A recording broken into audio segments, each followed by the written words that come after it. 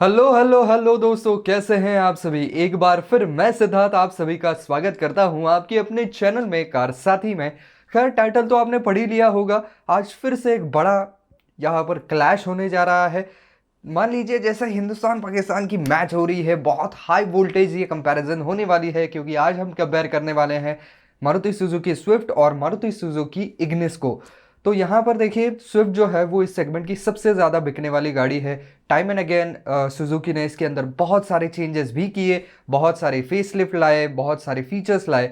और इग्निस की बात करें तो इग्निस जो है वो नेक्सा नेटवर्क के थ्रू बेची जाने वाली उनकी हैचबैक सेगमेंट की एकदम प्रीमियम गाड़ियों में से एक है, जिसकी कीमतें भी काफ़ी ज़्यादा उन्होंने हाई रखी है टॉप एंड वेरिएंट की। और उनका कहना है कि इसके अंदर कई सारे ऐसे फीचर्स हैं जो कि बाकी गाड़ियों में नहीं देखने को मिलेंगे। तो इसी की वजह से इसी ब्रांड की जो है वो दो गाड़ियों को हम कंपेयर करने वाले हैं। लेकिन आगे बढ़ने से पहले हमेशा की तरह, अगर आप इस चैनल पर नए हैं, अब तक आपने सब्सक्राइब नहीं किया हुआ है, तो भैया इंतज़ार किस बात का हो रहा है। चैनल को फटाफट सब्सक्राइब कर दीजिए। अगर आप पहली बार इस चैनल पे आए हुए हैं, आपको ऐसे ही अलग अलग गाड़ियों के कंपैरिजन वीडियो देखने हैं, उनके रिव्यूज जानने हैं, साथ ही साथ उनके बारे में टेक्निकल इन्फॉर्मेशन चाहिए, तो दोस्तों बिल्कुल सही जगह पर आप आए हुए हैं। चैनल को फटाफट सब्सक्राइब कर दीजिए। तो चलिए दोस्तों शुरू करते हैं। तो दोस्तों, इग्निस का जो अल्फा AMT वेरिएंट आता है उसको मैंने चूज़ किया है, और स्विफ्ट के लिए मैंने चूज़ किया है ZXi plus dual tone AMT gear box. तो ये दो वेरिएंट्स जो है वो मैंने यहाँ पर चुन रखे हैं। तो सबसे पहले ही बात कर लेते हैं दोनों गाड़ियों की ऑन रोड प्राइसेस की। तो इन दोनों पर्टिकुलर वेरिएंट्स की कितनी प्राइस आती है ऑन रोड, ये मैं आपको बताने जा रहा हूँ। तो अगर आप इग्निस लेने जाएं तो आपको पे करने पड़ेंगे 8,31,000 रुपये, और वहीं पर अगर स्विफ्ट लेने जाएंगे तो आपको पे करने पड़ेंगे 9,58,000 रुपये। तो यहाँ पर तकरीबन 1-1.5 लाख रुपए का फ़र्क जो है वो दोनों गाड़ियों में आ जाता है। अब बात यह है कि ये जो 1.5 लाख रुपए आप स्विफ्ट के लिए ज़्यादा डाल रहे हैं, उसके मुकाबले फिर आपको क्या मिल रहा है इन रिटर्न। उस 1-1.5 लाख रुपए ज़्यादा देने के बदले में आप क्या पा रहे हैं।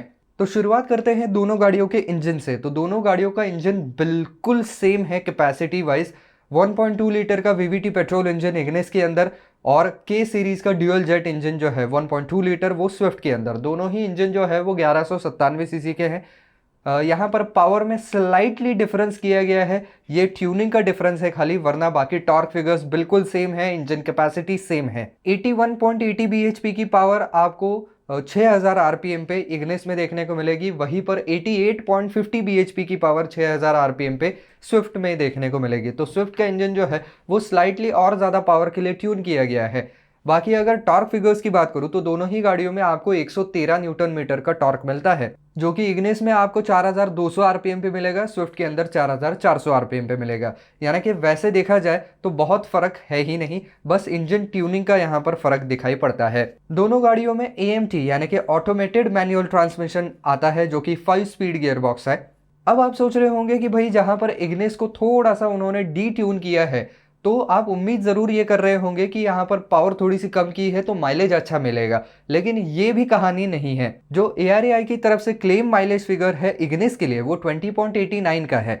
वहीं पर स्विफ्ट की बात करूँ तो एक हायर पावर्ड इंजन होने के बावजूद भी, मतलब इंजन तो सेम है, थोड़ा सा हायर पावर के अंदर ट्यून किए जाने के बावजूद भी यहाँ पर 23.76 का क्लेम फ्यूल इकोनॉमी है। तो आपको स्विफ्ट के अंदर पावर भी ज़्यादा मिल रहा है और फ्यूल इकोनॉमी भी ज़्यादा क्लेम की जा रही है। इसी के साथ साथ फ्यूल टैंक भी स्विफ्ट का ज़्यादा बड़ा है, 37 लीटर्स का फ्यूल टैंक है, वहीं पर इग्निस के अंदर 32 लीटर्स का फ्यूल टैंक है। बाकी दोनों गाड़ियों में आपको पावर स्टीयरिंग व्हील तो मिलता ही है, इलेक्ट्रिक पावर स्टीयरिंग व्हील मिलता है, जो कि टिल्ट एडजस्टमेंट के साथ आता है, टेलीस्कोपिक एडजस्टमेंट मौजूद नहीं। दोनों गाड़ियों में फ्रंट में डिस्क ब्रेक, रियर में ड्रम ब्रेक का सेटअप देखने को मिलता है। दोनों ही गाड़ियों में R15 यानी कि 15 इंच के व्हील्स मिलते हैं, लेकिन टायर का जो सेक्शन है इसके अंदर फर्क आता है। जहां पर इग्निस के अंदर 175/65 का टायर मिलता है, वहीं पर स्विफ्ट के अंदर 185/65 का टायर मिलता है, यानी कि स्विफ्ट का टायर हल्का सा ज्यादा चौड़ा है। बाकी दोनों ही गाड़ियों के टायर्स जो हैं वो ट्यूबलेस रेडियल टाइप के ही आते हैं। अब बात करते हैं दोनों गाड़ियों के डायमेंशंस की, जहां पर मेजर फर्क आपको देखने को मिल सकता है, और ये चीजें डायरेक्टली डिसाइड करती हैं कि आपको गाड़ी के अंदर कितनी स्पेस मिलेगी, कितना बूट स्पेस मिलेगा। तो चलिए सबसे पहले शुरुआत करते हैं लेंथ से। तो इग्निस की ओवरऑल लेंथ जो है वो आपको 3700 मिलीमीटर्स देखने को मिलती है। वहीं पर अगर स्विफ्ट की बात करूं तो 4845 मिलीमीटर की लेंथ जो है वो स्विफ्ट के अंदर देखने को मिलेगी 3845 मिलीमीटर्स। विड्थ के मामले में भी इग्निस थोड़ी सी पीछे रह जाती है। 1690 मिलीमीटर की विड्थ जो है वो इग्निस के अंदर मिलती है। वहीं पर स्विफ्ट के अंदर पूरे 1735 मिलीमीटर की विड्थ देखने को मिलती है। यानी कि स्विफ्ट के अंदर जो है वो आपको कैबिन स्पेस जो है वो विड्थ वाइज अच्छा खासा मिलने वाला है। अब बात करते हैं व्हील बेस की, यानी कि व्हील बेस कहाँ पर प्ले में आता है कि आपको गाड़ी के अंदर नी रूम वगैरह कितना मिलेगा। तो यहाँ पर व्हील बेस बहुत जो है वो इंपॉर्टेंट चीज़ है। तो यहाँ पर भी मेजर फर्क आपको देखने को मिल सकता है। इग्निस के अंदर 2435 मिलीमीटर का व्हील बेस है, वहीं पर स्विफ्ट के अंदर 2450 मिलीमीटर का व्हील बेस है। यानी कि पूरे अगर देखा जाए तो 15 मिलीमीटर से स्विफ्ट का व्हील बेस ज़्यादा लंबा है। तो जाहिर सी बात है स्विफ्ट ज़्यादा यहाँ पर चौड़ाई में भी ज़्यादा है और लंबाई में भी ज़्यादा है। तो यहाँ पर आपको सिटिंग जो है वो ज़्यादा कंफर्टेबल होने वाली है। अब बात करते हैं बूट स्पेस की। देखते हैं कि क्या ये ओवरऑल लेंथ का फ़ायदा जो है वो स्विफ्ट को उसकी बूट स्पेस में भी मिला है या नहीं। तो यहाँ पर बूट स्पेस में ज़्यादा फर्क नहीं आया हुआ है। जहाँ पर इग्निस के अंदर 260 लीटर की बूट स्पेस है, वहीं पर स्विफ्ट के अंदर 268 लीटर की है। यानी कि बस 8 लीटर का ही फर्क आपको देखने को मिलता है, बहुत ज़्यादा डिफरेंस नहीं है। अब बात करते हैं दोनों गाड़ियों के कंफर्ट कन्वीनियंस फीचर्स की। यहाँ पर दोनों ही गाड़ियों में आपको ऑल 4 पावर विंडोज देखने को मिलती है। बस स्विफ्ट के अंदर आपको पावर्ड बूट भी मिलता है जो कि इग्निस में नहीं है। ऑटोमेटिक क्लाइमेट कंट्रोल दोनों गाड़ियों में दे रखा है। लो फ्यूल वार्निंग लाइट दोनों गाड़ियों में आ जाती है। साथ ही साथ आपको एक्सेसरीज लगाने के लिए पावर आउटलेट्स वगैरह दिए गए हैं। ट्रंक में लाइट दिया गया है ताकि थोड़ा बहुत आपको सामान जो है वो निकालने में सहूलियत हो। वैनिटी मिरर वगैरह दिए गए हैं। तो यहाँ पर थोड़े से कंफर्ट कन्वीनियंस की तरफ जो है वो ध्यान दिया गया है। आपको हेडरेस्ट मिल जाते हैं और वो एडजस्टेबल भी मिल जाते हैं दोनों गाड़ियों में। बस यहाँ पर कप होल्डर्स जो हैं वो इग्निस में फ्रंट और रियर दोनों में आते हैं, वहीं पर स्विफ्ट के अंदर केवल फ्रंट में आते हैं, रियर में नहीं आते हैं। लेकिन पुरानी बीमारी के तहत मारुति ने इन दोनों गाड़ियों के अंदर भी रियर में एसी वेंट्स नहीं दे रखे हैं। तो यहाँ पर आप ऑटोमेटिक क्लाइमेट कंट्रोल दे रहे हैं इतनी सी पिद्दी सी गाड़ी के लिए, उसके बजाय अगर रियर में एसी वेंट्स दे देते तो ज़्यादा बेहतर नहीं होता क्या। ये खैर सुजुकी ने सोचना चाहिए, क्योंकि आप ऑटोमेटिक क्लाइमेट कंट्रोल देखिए, ये कोई बहुत अल्ट्रा लग्जरी फीचर है नहीं। लोग अपने हाथों से भी उसको बड़े आसानी से कंट्रोल कर सकते हैं, कोई उसमें प्रॉब्लम नहीं है। लेकिन अगर वो रियर में एसी वेंट्स नहीं है तो पीछे के लोगों को फिर कूलिंग के लिए बहुत इंतज़ार करना पड़ेगा। भले ही मैं मानता हूँ कि गाड़ियाँ जो है वो साइज़ में छोटी है, कूल कर देंगी, लेकिन फिर भी अगर रियर में एसी वेंट्स हैं तो ज़्यादा सहूलियत होती है, गर्मियों में आराम आता है। तो इसके बारे में ज़रूर मारुति सुजुकी को सोचना चाहिए। मल्टी फंक्शनल स्टीयरिंग व्हील दोनों गाड़ियों में दिया गया है। और बड़े ताज्जुब की बात है कि स्विफ्ट के अंदर क्रूज कंट्रोल आता है लेकिन यहाँ पर इग्निस के अंदर नहीं आता है। पार्किंग सेंसर्स दोनों गाड़ियों में रियर में दे रखे गए हैं। अच्छी बात यह है कि दोनों गाड़ियों में नेविगेशन सिस्टम आपको मिल जाती है। बाकी सीट्स की बात करूँ तो यहाँ पर दोनों गाड़ियों की रियर सीट जो है वो 60-40 स्प्लिट हो जाती है। तो अगर ज़्यादा सामान लेके जाना है और पीछे में कोई और एक बंदा भी बैठा हुआ है तो आपको सहूलियत से सामान ले जा सकते हैं। आप सिर्फ सीट को जो है वो 60-40 में स्प्लिट कर दीजिए। एक एडिशनल फीचर जो स्विफ्ट के अंदर आता है वो है स्मार्ट कार्ड एक्सेस एंट्री।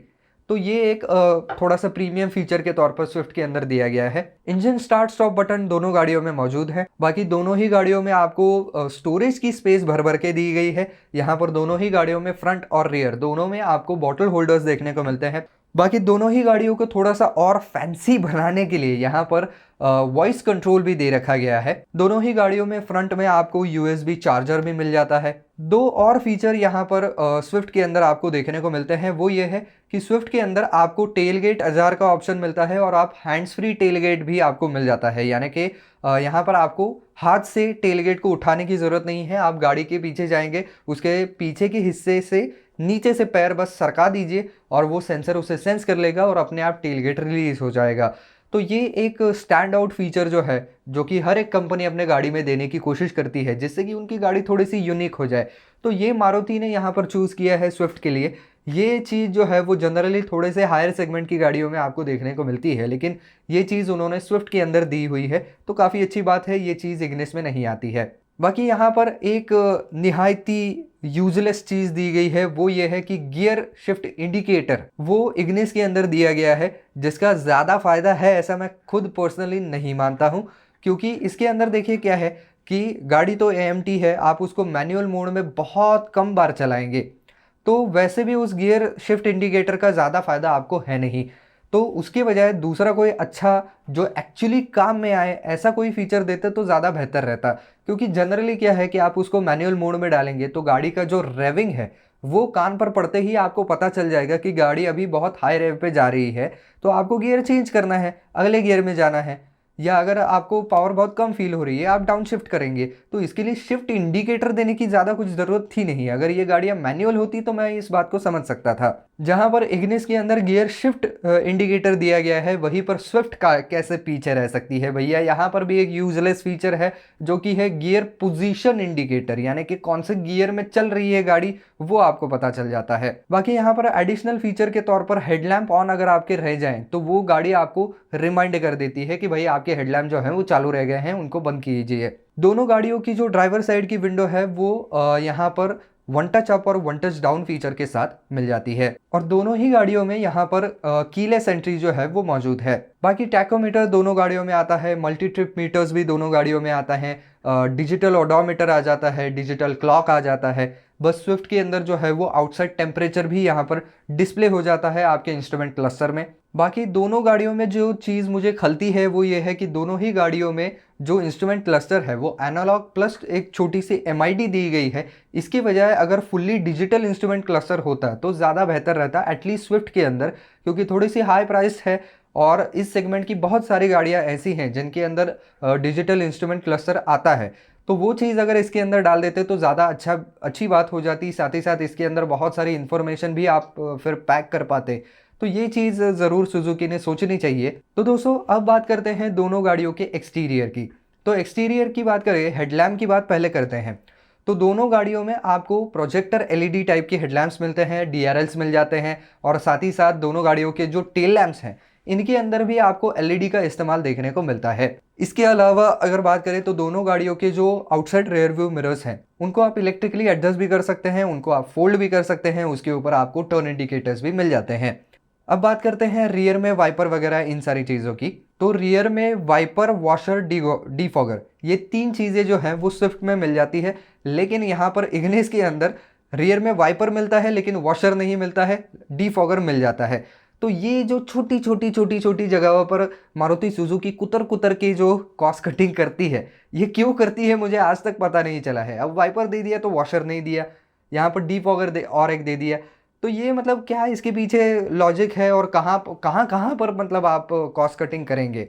बाकी यहाँ पर अलॉय व्हील्स दोनों गाड़ियों में आ जाते हैं। दोनों ही गाड़ियों में ऐसे शार्क फिन एंटेना वगैरह ऐसे कोई फीचर नहीं है, एक पावर एंटेना आपको प्रॉपर दिख जाता है गाड़ी के ऊपर। अब बात आती है सेफ्टी के ऊपर। तो ABS EBD तो दोनों गाड़ियों में स्टैंडर्ड है। स्विफ्ट के अंदर उन्होंने एक ब्रेक असिस्ट भी ऐड किया हुआ है जो कि आपको इग्निस में नहीं मिलता है। सेंट्रल लॉकिंग दोनों गाड़ियों में मौजूद है, लेकिन पावर डोर लॉक्स खैर सिर्फ यहाँ पर स्विफ्ट में होते हैं, इग्निस में नहीं होते हैं। चाइल्ड सेफ्टी लॉक्स दोनों गाड़ियों में मौजूद है, एंटी थेफ्ट अलार्म दोनों गाड़ियों में मौजूद है। दोनों ही गाड़ियों में केवल 2 एयरबैग आते हैं, तो इसके लिए उन्होंने ज़रूर यहाँ पर जो i20 है Hyundai की, उससे ज़रूर जो है वो सीख लेनी चाहिए, या फोर्ड फीगो जो गाड़ी है तो फोर्ड से भी इन्होंने ज़रूर सीख लेनी चाहिए, क्योंकि ये दोनों ही गाड़ियाँ ऐसी हैं जो कि 6 एयरबैग के साथ आती हैं। हाँ, भले ही i20 जो है वो इन दोनों गाड़ियों के मुकाबले थोड़ी सी महंगी बिकती है, लेकिन फिर भी जो आपको एयरबैग्स हैं वो ज़्यादा देने ज़रूरी हैं आज के तारीख में। तो यहाँ पर केवल 2 ही एयरबैग दोनों गाड़ियों में आती है, ये बात थोड़ी सी खलती है। Day night rear view mirror दोनों गाड़ियों में आता है, लेकिन वो ऑटो डिमिंग फीचर के साथ नहीं आ पाता है, आपको उसे मैन्युअली ही एडजस्ट करना पड़ेगा। सीट बेल्ट वार्निंग दोनों गाड़ियों में आ जाती है, डोर अजार वार्निंग दोनों गाड़ियों में आ जाती है। बाकी इंजन इमोबिलाइजर, क्रैश सेंसर ये भी दोनों गाड़ियों में आता है। बस यहाँ पर इंजन चेक वार्निंग जो है वो केवल स्विफ्ट के अंदर आती है, ये आपको इग्निस में देखने को नहीं मिलती है। इसी के साथ साथ स्विफ्ट के अंदर एक और एडिशनल फीचर उन्होंने दिया है, वो है ऑटोमेटिक हेडलैम्प्स का, तो ये चीज़ भी इग्निस में नहीं है। इसी के साथ साथ स्विफ्ट के अंदर जो है वो इलेक्ट्रिक स्टेबिलिटी कंट्रोल, ये और एक सिस्टम दी गई है जो भी इग्निस के अंदर नहीं है। यहाँ पर इग्निस के अंदर थोड़े से एडिशनल फीचर जो कि स्विफ्ट में भी आते हैं वो इन्होंने इग्निस में भी दे दिए हैं, जो कि है यहाँ पर हेडलैम्प ऑन रिमाइंडर इसमें भी आ जाता है। और एडिशनली इसके अंदर अगर आप की भी छोड़ देते हैं गाड़ी के अंदर, मतलब गाड़ी आपने बंद कर दी, आप जाने लगे लेकिन की निकालना भूल गए, तो वो गाड़ी आपको रिमाइंड कर देती है कि भाई अब चाबी भी निकाल लीजिए। और क्योंकि आपको स्विफ्ट के अंदर ऑटोमेटिक हेडलैम्प्स मिलते हैं तो वो फॉलो मी हेडलैम्प्स वाला फीचर भी उसी के साथ आता है, और ये चीज़ ऑब्वियसली आपको इग्निस में देखने को नहीं मिलती है। रियर कैमरा दोनों गाड़ियों में लगा हुआ है, एंटी थेफ्ट डिवाइस भी दोनों गाड़ियों में लगी हुई है। स्विफ्ट के अंदर ड्राइवर साइड की जो विंडो है वो एंटी पिंच फीचर के साथ आती है, यानी कि विंडो अप जाते हुए अगर कोई चीज़ उसके बीच में आ जाती है तो उसके अंदर का सेंसर उस बात को सेंस कर लेता है और फिर विंडो अप नहीं जाती है, वो अपने आप नीचे हो जाती है, जिससे कि आदमी को वहां पर पिंच नहीं होता है। स्पीड अलर्ट दोनों गाड़ियों में मिल जाता है, speed sensing auto door lock भी दोनों गाड़ियों में आता है। आइसोफिक्स चाइल्ड सीट माउंट्स केवल स्विफ्ट में आते हैं, ये इग्निस में नहीं है। Pre tensioners and force limiter type के जो सीट बेल्ट्स हैं वो भी केवल स्विफ्ट में आते हैं, ये भी इग्निस में नहीं है। हिल असिस्ट भी केवल स्विफ्ट में आता है, ये भी इग्निस में नहीं है। और impact sensing auto door unlock ये फीचर भी केवल स्विफ्ट में आता है, ये भी इग्निस में नहीं है। अब बात करते हैं दोनों गाड़ियों के इंफोटेनमेंट सिस्टम के बारे में। तो दोनों गाड़ियों में 7 इंच का डिस्प्ले आता है जो कि एंड्रॉयड ऑटो एप्पल कारप्ले को सपोर्ट करता है। दोनों गाड़ियों में नेविगेशन सिस्टम भी आती है और 4 स्पीकर कंपनी की तरफ से लगे हुए आते हैं। एक एडिशनल फीचर के तौर पर यहाँ पर स्विफ्ट के अंदर आपको उस ऑडियो सिस्टम को जो है वो रिमोटली कंट्रोल करने का ऑप्शन मिल जाता है। तो दोस्तों कुल मिलाकर के ये पूरी एक कंपैरिजन है। तो वैसे देखा जाए तो बहुत सारे ऐसे फीचर हैं जो कि इग्निस लैक करती है, फॉरगेट अबाउट स्विफ्ट जिसके साथ हम इसको कंपेयर कर रहे हैं। अगर उस गाड़ी की कीमत भी देखें तो उस कीमत के लिहाज से भी बहुत सारे फीचर ये गाड़ी लैक करती है। इसको किसी के साथ कंपेयर भी मत कीजिए, खाली इसकी कीमत देखिए और इसके फीचर देखिए। बहुत सारे ऐसे फीचर हैं जो कि आने चाहिए थे जो कि इसके अंदर नहीं आ रहे हैं। मैं आपको ऑनेस्टली बताऊं तो इग्निस जो है वो नेक्सा शोरूम नेटवर्क के थ्रू बेची जाती है, और मारुति का ऐसा कहना है कि ये जो नेक्सा शोरूम के थ्रू जो गाड़ियाँ बेची जाती है वो हमारी प्रीमियम कार्स हैं।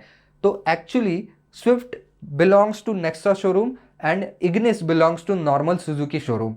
तो ये चीज़ें उनको समझनी चाहिए। आप यहाँ पर स्विफ्ट के लिए मैं मानता हूँ 1-1.5 लाख रुपए ज़्यादा लिए जा रहे हैं, लेकिन उन्होंने फिर उसके अंदर फीचर देने में कोई जो है वो कंजूसी नहीं की हुई है। बहुत सारे ऐसे फीचर हैं जो कि इग्निस के मुकाबले यहाँ पर ज़्यादा आ रहे हैं। हाँ, फिर भी कुछ कुछ फीचर हैं जहाँ पर ये दोनों ही गाड़ियाँ लैग कर जाती हैं, लेकिन फिर भी मैं कहता हूँ कि इग्निस से तो एनी डे बेटर ही है। तो अगर आप थोड़ा बहुत अपना बजट स्ट्रेच कर सकते हैं और आपको अगर मारुति सुजुकी का ही प्रोडक्ट लेना है तो फिर स्विफ्ट ही आपके लिए ज़्यादा बेहतर चॉइस है इग्निस के मुकाबले। और अगर आप किसी और मैन्युफैक्चरर की गाड़ी ले सकते हैं फिर तो मैं कहूँगा कि आपको 8-8.5 लाख रुपए में बहुत बढ़िया बढ़िया गाड़ियाँ जो है वो टाटा की टियागो भी है, आप फोर्ड फीगो के लिए भी जा सकते हैं। इसके अलावा भी बहुत सारी गाड़ियाँ हैं, आप ग्रैंड आइटेन नियोस के लिए जा सकते हैं। तो बहुत सारी फिर आपके पास जो है वो ऑप्शंस रह जाती हैं, आप उनकी भी एक बार टेस्ट ड्राइव ले लीजिए, उनके फीचर्स जान लीजिए और उसके बाद निर्णय लीजिए। तो बस दोस्तों आज के वीडियो में बस इतना ही। आई होप ये वीडियो आपको पसंद आया होगा, काम का लगा होगा। तो भैया अगर वीडियो पसंद आया है ना तो लाइक ज़रूर दबा दीजिए। जैसे मारुति अपने फीचर देने में कंजूसी करती है वैसे लाइक देने में आप कंजूसी ना कीजिएगा। प्लीज़ लाइक दबा दीजिएगा, ज़्यादा से ज़्यादा वीडियो को शेयर कर दीजिएगा। और इन दोनों गाड़ियों में से कौन सी गाड़ी आपको ज़्यादा वैल्यू फॉर मनी लगती है ये हमें कॉमेंट सेक्शन में लिख करके ज़रूर बताइएगा।